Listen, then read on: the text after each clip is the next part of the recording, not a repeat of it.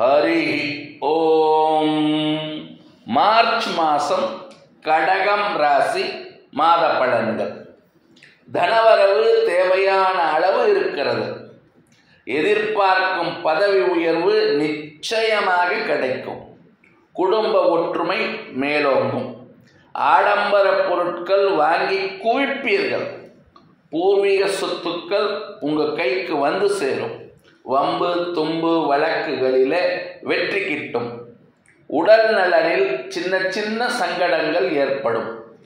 மனக்குழப்பம் இருந்து கொண்டே இருக்கும்.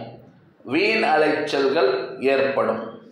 திங்கட்கிழமை தோறும் மாலை நேரத்தில் நெய் விளக்கு ஏற்றி வைத்து லிங்காஷ்டகம் 8 முறை பாராயணம் செய்து வர வாழ்க்கையிலே வளம் சேரும். லோகா சமஸ்தா சுகினோ பவந்து. ஜெய் ஸ்ரீராம். ஜெய் ஹிந்த்.